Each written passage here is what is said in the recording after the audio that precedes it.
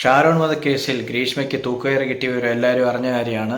ഇനിയിപ്പം അവരുടെ കുടുംബക്കാരാണെങ്കിലും പറഞ്ഞ് നീതി കിട്ടിയെന്നുള്ള രീതിയാണ്. നമുക്ക് ഇതുവരെയുള്ള കഥകൾ അറിയാം. ഷാരോണും ഗ്രീഷ്മയും തമ്മിലുള്ള ബന്ധവും അതിനുശേഷം ഗ്രീഷ്മ അവനെ ചതിയിലൂടെ മരണത്തിലേക്ക് തള്ളിവിട്ട കഥയൊക്കെ നമുക്കറിയാവുന്നതാണ്.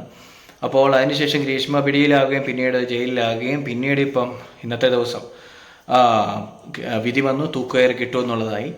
അപ്പോൾ മാധ്യമങ്ങളെല്ലാം അത് മാത്രമല്ല ആളുകളെല്ലാവരും ആ വിധിയെ എന്താ പറയുക, നമ്മൾ ഈ പറയുന്ന പോലെ എല്ലാവർക്കും സന്തോഷകരമായ ഒരു വിധിയായിട്ടാണ് നമ്മൾ കാണുന്നത്. പക്ഷേ ഇനിയുള്ള കാര്യം എന്താണെന്ന് വെച്ച് കഴിഞ്ഞാൽ ഇനി അപ്പീലിന് പോകും, കോടതികൾ മാറും, ഹൈക്കോടതിയിലും സുപ്രീം കോടതിയിലും പിന്നെ കുറച്ച് കഴിയുമ്പോൾ ദയാഹർജി ചെല്ലും. അങ്ങനെ കുറേ കാര്യങ്ങളൊക്കെ ഇനി വരും. ഇങ്ങനെ വരുന്ന സാഹചര്യങ്ങളിലെല്ലാം ഈ കാലഘട്ടങ്ങളിലെല്ലാം ഗ്രീഷ്മ ജയിലിൽ തന്നെ ആയിരിക്കും. ജയിലിലുള്ള ഇപ്പോഴത്തെ സാഹചര്യം 4 നേരം ദൃഷ്ടാന്തം വെട്ടി വിഴുങ്ങാൻ വേണ്ടിയിട്ട് ആവശ്യത്തിനുള്ള സാധനങ്ങൾ, ചിക്കൻ, മട്ടൻ, പിന്നെ മീന്, താറാവ്, ഇനി അവിടെ വേറെ എന്തൊക്കെ ഉണ്ടെന്നറിയത്തില്ല. ഫലഭൂയിഷ്ടമായ ഭക്ഷണവും കഴിച്ച് മൃഷ്ടാന്തം വെട്ടി വിഴുങ്ങി അവസാനം ചീമപ്പന്നിയെ പോലെ വീർക്കാൻ ഗ്രീഷ്മയ്ക്ക് പറ്റും. അതായത് സൗകര്യവും സുഖവുമായ ജീവിതമാണ് ഇനി ഗ്രീഷ്മയ്ക്ക് കിട്ടാൻ പോകുന്നത്. ശരിക്കും ഇന്നത്തെ വിധി കൊണ്ട് എല്ലാവരും സന്തോഷിക്കുന്ന ഒരു സമയത്ത് വർഷങ്ങൾ ഇനിയും കഴിയും ഗ്രീഷ്മയ്ക്ക് തൂക്കുകയർ കിട്ടുമോ ഇല്ലയോ എന്നറിയാൻ. അവിടെയാണ് ഗ്രീഷ്മ എന്ന വ്യക്തി ഇന്ന് വിധി വന്നപ്പോൾ വളരെ സന്തോഷകരമായ രീതിയിൽ നിൽക്കുകയും 38ാമത്തെ വയസ്സിൽ വെളിയിലിറങ്ങാമെന്നുള്ളൊരു ധാർഷ്ട്യം കാണിക്കുകയും ചെയ്തത്. അതായത് അകത്ത് കയറി തൂക്കുകയറെന്നൊക്കെ പറഞ്ഞാലും ഒരു കൂസലും ഇല്ലാതെ ചിരിച്ച് കളിച്ച് നടന്ന അവളുടെ ഇച്ഛാശക്തി അല്ലെ മനക്കെട്ടി എന്ന് പറയുന്നത് ഭയങ്കരമാണ്. ആരെങ്കിലും ഇറക്കാനുണ്ടാകും, അല്ലെങ്കിൽ കുറച്ച് നാൾ കഴിയുമ്പോൾ എങ്ങനെയും ഇറങ്ങാം.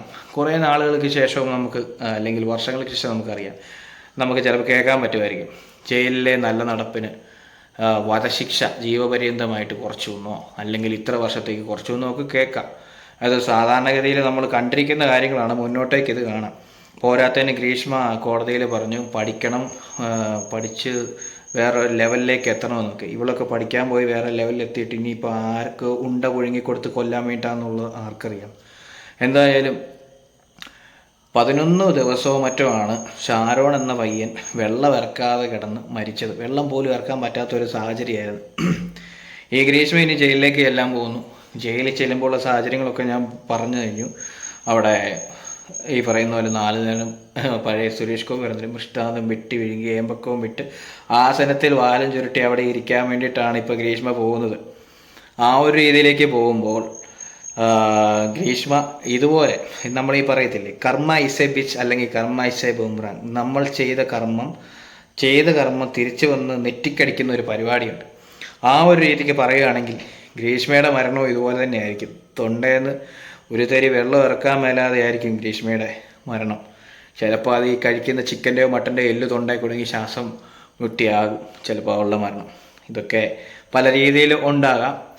നമുക്കിപ്പോൾ നമ്മുടെ അമർഷം കൊണ്ട് നമ്മൾ പറഞ്ഞു പോകുന്നതാണ്. പക്ഷേ ഗ്രീഷ്മയുടെ കാര്യത്തിൽ ഏകദേശം ഈ പറയുന്ന 38 വയസ്സ് വരെയൊക്കെ പോകുമെന്നൊന്നും അറിയത്തില്ല. അതിനകത്ത് തന്നെ എന്തെങ്കിലുമൊക്കെ സംഭവിക്കും. കാരണം ഒരു ചെറുപ്പക്കാരനെ ചതിച്ച് കുഴിയിൽ ചാടിച്ച നികൃഷ്ട ജീവിയാണ്. എത്ര നാൾ ജീവിക്കും മനസമാധാനത്തോടുകൂടി? ആരെ കാണിക്കാൻ വേണ്ടിയിട്ടാണ് ഈ സന്തോഷവും കാര്യങ്ങളെല്ലാം? എന്തായാലും നമ്മുടെ ഈ നീതിപീഠം ഇന്ന് കൊടുത്ത തൂക്കുകയർ വളരെ നല്ല കാര്യമാണ്. പക്ഷേ അത് എത്രയും പെട്ടെന്ന് തന്നെ അവളെ ആ വിധി നടപ്പാക്കുന്നതിലേക്ക് എത്തേണ്ട ഒരു കാര്യം തന്നെയാണ്. അല്ലെങ്കിൽ അല്ലാത്ത വശം കുറേ നാളുകൾക്ക് ശേഷം തിന്നു വീർക്കുന്ന ഗ്രീഷ്മേനെയും കുറേ നാളുകൾക്ക് ശേഷം പിന്നെ നല്ല നടപ്പിന് ജയിലിലെ എന്താ പറയുക, ഈ പറയുന്ന പോലെ വധശിക്ഷ മാറ്റി ജീവപര്യന്തം ആക്കാൻ സാധ്യതയുണ്ട്. അല്ലെങ്കിൽ ഇനി സംഭവിക്കാൻ പോകുന്നത് അപ്പീൽ പോയി ഹൈക്കോടതി പോയി സുപ്രീം കോടതി പോയി ദയാഹർജി പോയി, അങ്ങനെ പല പല കളികളും ഇനി കാണേണ്ടിയിരിക്കുന്നു. ഇന്നത്തെ ഈ വിധി കൊണ്ട് എല്ലാവർക്കും സന്തോഷമാണ്. പക്ഷേ മുന്നോട്ടേക്ക് ഇനി ഇങ്ങനെയുള്ള കാര്യങ്ങളും സംഭവിക്കാം.